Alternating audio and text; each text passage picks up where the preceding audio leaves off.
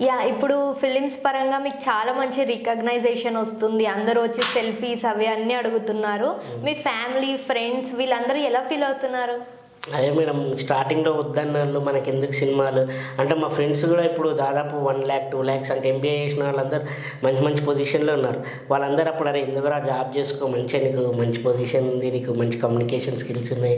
నువ్వు మంచిగా మాట్లాడగలుగుతావు అది అని అన్నారు. అప్పుడు అసలు సినిమాలంటే వద్దు. ఇప్పుడు వాళ్ళే అందరూ అరే ఒక 2 టికెట్స్ ఉంటే చూడరా పుష్ప ఏ సినిమా వచ్చినా అరే మామ నువ్వు పోస్ట్ పెట్టావు ఆ సినిమా టికెట్లు ఉంటే పంపినా యాక్చువల్‌గా ఏందంటే మనం సినిమా చేయడం వరకే ఉంటుంది. అంటే మాకేంటంటే షోస్ వేస్తారు ఓన్లీ ఫర్ టీమ్కే వేస్తారు మేము చూడొచ్చు అప్పుడు టికెట్స్ అనేవి ఎవరు ఇవ్వరు అది థియేటర్కి ఇచ్చేసిన తర్వాత థియేటర్ ద్వారానే తీసుకోవాలి కొన్ని సినిమాలకు మాత్రం షోస్ వేసినప్పుడు అప్పుడు నేను అంటే కొన్ని సినిమాలకు పిలిచాను ముఖ్యంగా చిన్న సినిమాలకు ఎక్కువ స్పేస్ ఉంటుంది పెద్ద సినిమాలకు ఎవరు ఇవ్వరు ప్లీజ్ దయచేసి టికెట్లు అడగకండి పుష్ప 2 వాళ్ళే వెళ్ళి టికెట్ కొనుక్కొని చూడాలి అంటారు. యా సో ఇంకా మీరు చైల్డ్హుడ్ నుండి ఈ ఇండస్ట్రీకి వచ్చే ఈ గ్యాప్లో మీరు ఎలాంటి స్ట్రగుల్స్ ఫేస్ చేశారు? సినిమా ఇండస్ట్రీకి వచ్చే అంటే మామూలు మనదంతా మిడిల్ క్లాస్ ఫ్యామిలీ తెలిసే మిడిల్ క్లాస్ ఫ్యామిలీ అంటే ఎట్లుంటుంది మనం చదువుకుంది కూడా అంతా గవర్నమెంట్ స్కూల్స్ గవర్నమెంట్ కాలేజెస్ కాకపోతే ఏంటంటే మొత్తం లోకల్ కాబట్టి హైదరాబాద్ నలుమూల మంచిగా తిరిగి ఎంజాయ్ చేసేవాళ్ళము ఎగ్జామ్స్ వచ్చినప్పుడు మాత్రం ఒక భయం ఉంటుండే ఏమవుతుంది మళ్ళీ పాస్ కాకపోతే ఇంట్లో మళ్ళీ మన మిడిల్ క్లాస్ ఫ్యామిలీస్ ఎట్లుంటాయంటే మన పైన నమ్మకాలు పెట్టుకుంటారు అదే మా వాడు మంచిగా చదువుకోవాలి తర్వాత మా అమ్మ నాన్న చదువుకోలేదు మరి మా కొడుకైనా చదువుకోవాలి మంచి పొజిషన్లో పోవాలి మమ్మల్ని మంచిగా చూసుకోవాలని ఆబ్వియస్లీ అందరూ ప్రతి ఫ్యామిలీలో అనుకుంటారు సో అప్పుడు అనేది ఒకటి ఉండేది ప్రతిసారి ఎగ్జామ్స్ వరకు మాత్రం ఫుల్ ఎంజాయ్ చేసేవాడిని ఎగ్జామ్స్ దగ్గరకు వస్తున్నాయంటే బుక్ పట్టుకొని టపడమ మొత్తం స్టార్టింగ్ నుంచి ఎండింగ్ వరకు బట్టి కొట్టేవాడిని బట్టి కొట్టి రాసేవాడిని అన్ని ఫస్ట్ క్లాస్లోనే పాస్ అయ్యాను మంచి క్లెవర్ స్టూడెంట్ ఎంబీఏ వరకు వచ్చారంటే క్లెవరే ఉంటారుగా అలా ఫస్ట్ క్లాస్లో పాస్ అవ్వకుంటూ వచ్చి జాబ్ కూడా ఆల్రెడీ జాబ్ కూడా కొట్టా జాబ్ చేస్తున్న తరుణంలోనే ఇండస్ట్రీలోకి రావడం జరిగింది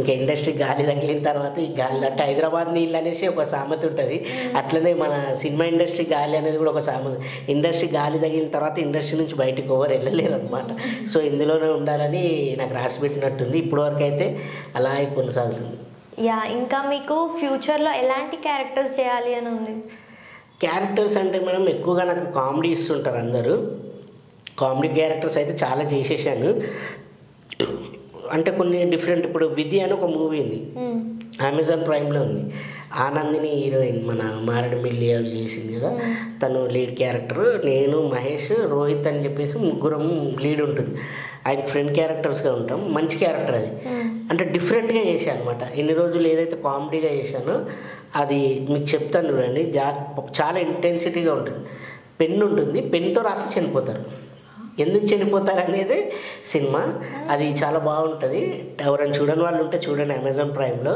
అండ్ వికట కవి అని చెప్పేసి ఈ రోజు నుంచే స్ట్రీమింగ్ అవుతుంది అందులో కూడా 2 ఎపిసోడ్స్ చేశాను అది 1970s తెలంగాణ బ్యాక్డ్రాప్లో తీయడం జరిగింది నేను అస్సలు షాక్ అయిన విషయం ఏంటంటే నేను ఇప్పటివరకు పోలీస్ క్యారెక్టర్ చేయలే అక్కడికి వెళ్ళిన తర్వాత నువ్వు పోలీస్ అన్నా నేను పోలీస్ ఏంటి అన్న నువ్వు కానిస్టేబుల్ ఏంటి సార్ నేను క్యారెక్టర్ చేస్తాను క్యారెక్టర్ సార్ మీది బాగుంటుంది అదేంటి సార్ అంటే 1970sలో కొంచెం హైట్ తక్కువ ఉన్న వాళ్ళే పోలీసులుగా ఉండేవాళ్ళు అప్పుడు ఏం రిస్ట్రిక్షన్స్ లేవు సో అది నేను ఒక బుక్లో చదివాను ఇలా నీ టైప్లో కథను ఉన్నాడని చెప్పి నాకు పంచ అండ్ అది పోలీస్ది అది పెట్టి పగడి కట్టించి అది పెట్టారు ఈరోజే రిలీజ్ అయింది ఎవరైనా చూడాలనుకుంటే జీ తెలుగులో ఉంది అండ్ జీ తమిళ్లో కూడా ఉంది జీ5 తెలుగు జీ5 తమిళ్ ప్లీజ్ చూడండి వికట కవి కూడా అండ్ ఇంకోటి మెన్షన్ హౌస్ బాయ్స్ అని చెప్పి చేశాను ఎంహెచ్ బాయ్స్ అది వచ్చేసి మన తమిళ మీడియా వాళ్ళు యూట్యూబ్ సిరీస్లో నడుస్తుంది అందులో కూడా అందులో నా క్యారెక్టర్ ఏంటంటే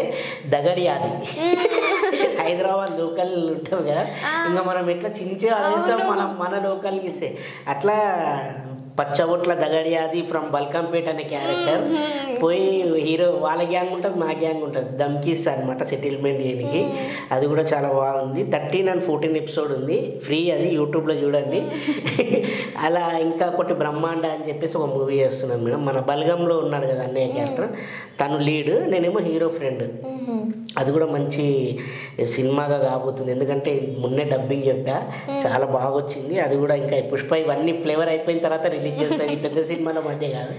అండ్ రాచరికం అని చెప్పేసి అప్సర రాణి ఉంది కదా, అప్సర రాణి మెయిన్ లీడ్, వరుణ్ సందేశ్ ఇంకొందరు యాక్టర్స్ చేయడం జరిగింది.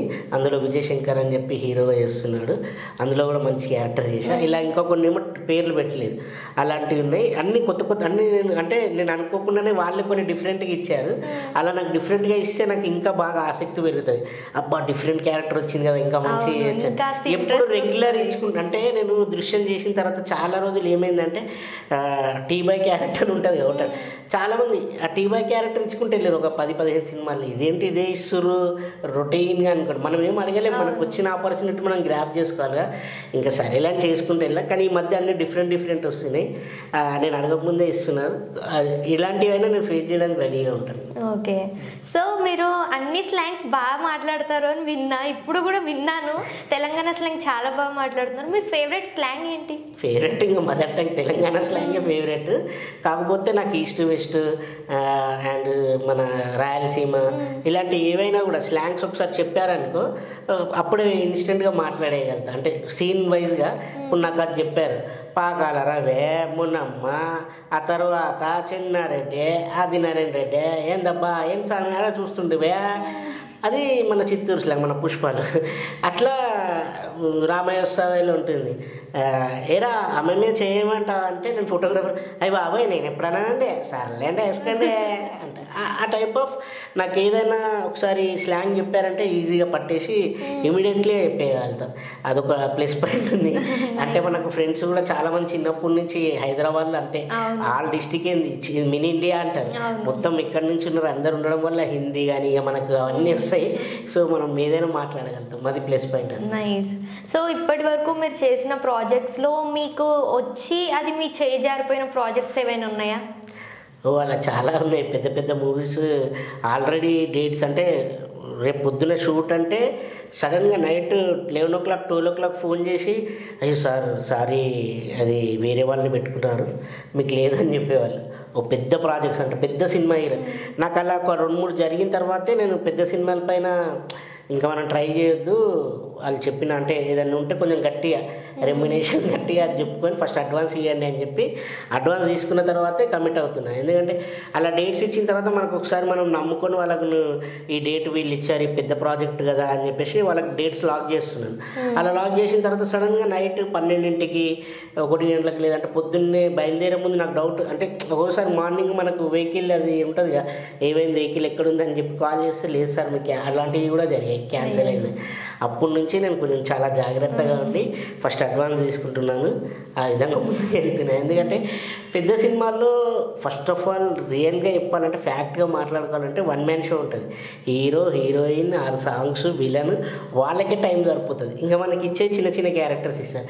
ఆ చిన్న క్యారెక్టర్స్ ఏంటంటే పెద్ద సినిమాల్లో చేయడం వల్ల చాలామంది చూస్తారనే మన హోప్తో మనం చేస్తాం.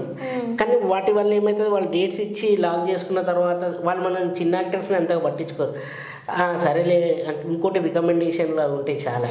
సడన్గా నైట్ నేను చెప్పాను కదా 12 o'clock నాకు ఫోన్ చేసి క్యాన్సిల్, అదొక చాలా పెద్ద సినిమా, అది రికమెండేషన్ క్యాండిడేట్ని పెట్టారంట. తర్వాత తెలిసింది ఓహో అని చెప్పి అప్పుడు బాగా ఫీల్ అయ్యా. అలా జరుగుతూ